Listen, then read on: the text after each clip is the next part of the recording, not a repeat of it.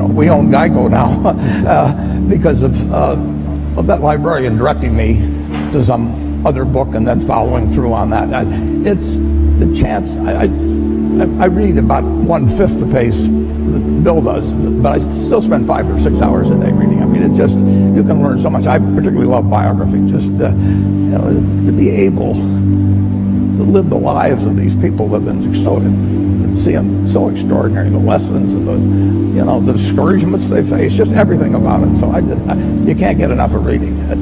I was so amazed that he comes to investing with this broad model of the world.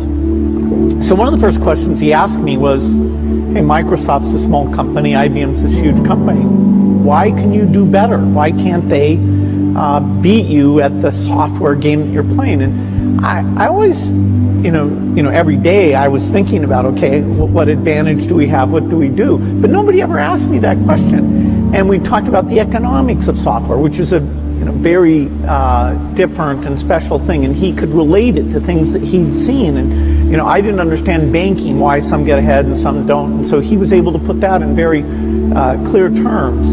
And so I found somebody whose model was rich enough that it helped me understand things that I really wanted to know, and we could laugh about things that were a surprise to us. I'd say his humility and his sense of humor really stood out in this incredible way. I mean, he enjoys what he does and he shares that with other people. And even, when I ask questions that are pretty naive, that he's probably been asked 50 times, he's very nice about, well, it took me a long time to figure this out, Bill, but here's how it works. I tried Bill out with some non-transitive dice, and I'd read about him in Scientific American or someplace, and there were only 2 people in the world in the history of these dice that actually figured it out while I was trying to take their money from them. And one was the leading symbolic logician in the world, and the other was a drunk who didn't really know any better, asked the wrong question. But Bill said, wait a second, you choose first, and the game was over. He did try to sell me a computer. And that's probably the only sale he didn't make, although the computer changed my life for the better in a big way subsequently. But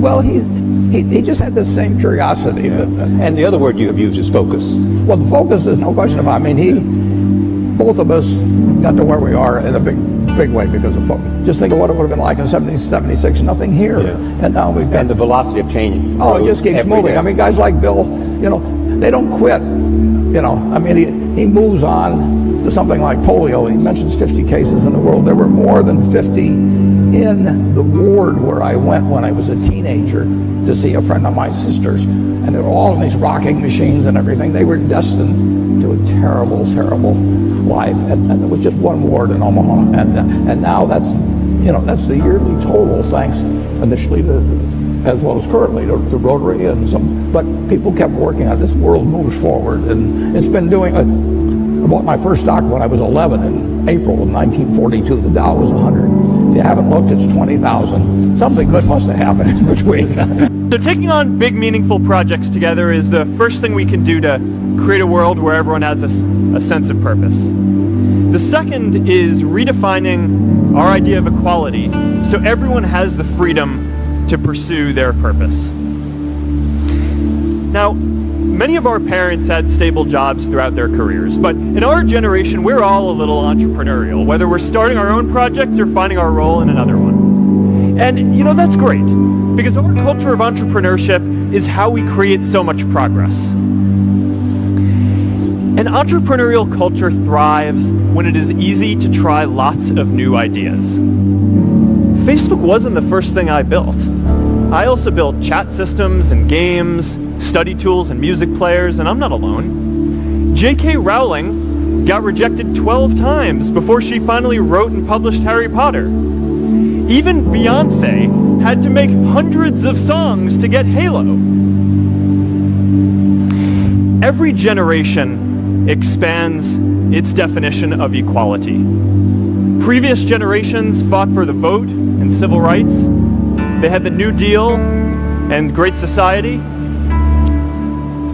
There's pressure to turn inwards.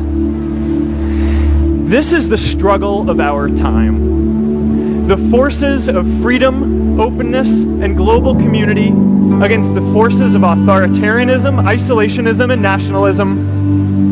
Forces for the flow of becoming more of who you are. So I started a gratitude journal. I mean, when I was journaling since actually I was standing here in 1970. I had have in my journal about visiting Stanford and what it meant to come here as an orator.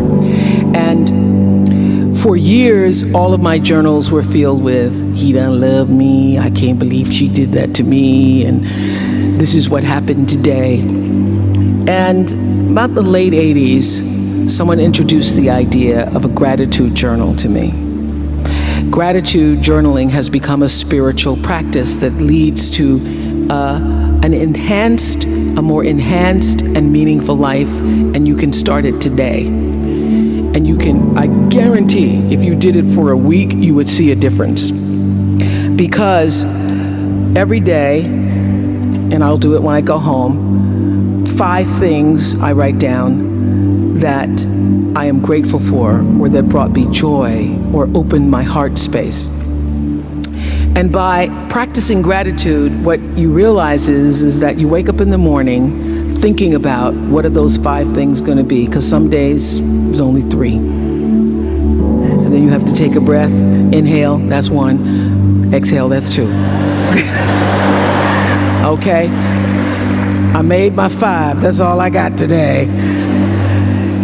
So practicing gratitude in a way that allows you to take stock of your life. That's why it's a spiritual practice, because you're now taking stock.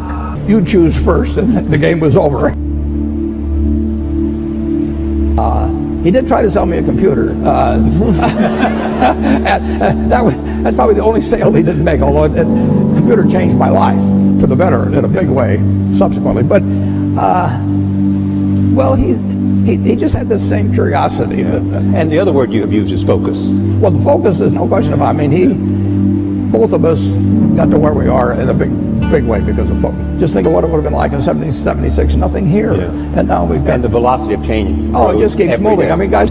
Is your gift, your offering in a way that nobody else can, and how much that matters.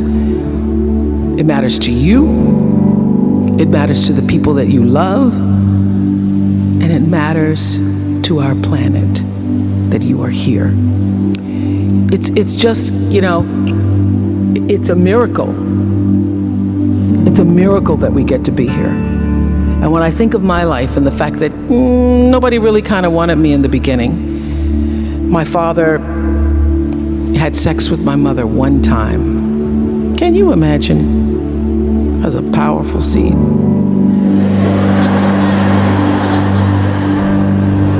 Woo, honey child. But one time. And he wasn't in love with her. He said she was wearing a poodle skirt and he wanted to know what was up under there. And she showed him by an oak tree. Now got a yard full of oaks. I know that's where it all started. And to think that something as random as my mother's poodle skirt and my father walking out the door at that time, she'd had her eye on him for a while, so she was working it.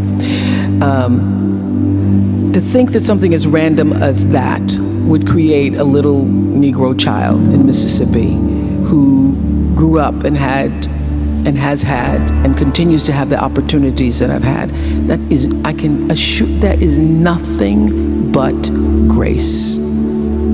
It's grace. It's grace because I was allowed to step into the flow of it and let it carry me to this moment. And I'm not telling you what to believe or who to believe or what to call it, but there is no full life, no fulfilled, meaningful, sustainably joyful life without a connection to the Spirit. I haven't seen it happen. And the way for sustainability is through practice. You must have a spiritual practice. What is yours?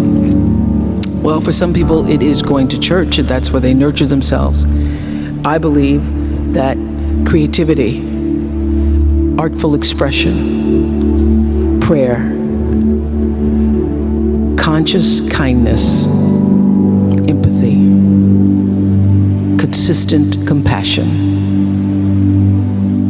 gratitude, all spiritual practices in the way of becoming more of who you are. So I started a gratitude journal. I mean, when I was journaling since actually I was standing here in 1970. I had actually have in my journal about visiting Stanford and what it meant to come here as an orator. And for years, all of my journals were filled with, he done love me, I can't believe she did that to me, and this is what happened today. And about the late 80s, someone introduced the idea of a gratitude journal to me. Gratitude journaling has become a spiritual practice that leads to a more enhanced and meaningful life, and you can start it today. And you can, I guarantee, if you did it for a week, you would see a difference. Because every day, and I'll do it when I go home, 5 things I write down that I am grateful for, or that brought me joy, or opened my heart space. And by practicing gratitude, what you realize is that you wake up in the morning thinking about what are those 5 things going to be, because some days there's only 3. And then you have to take a breath, inhale, that's 1, exhale, that's 2. Okay? I made my 5, that's all I got today. So practicing gratitude in a way that allows you to take stock of your life. That's why it's a spiritual practice, because you're now taking stock of your life.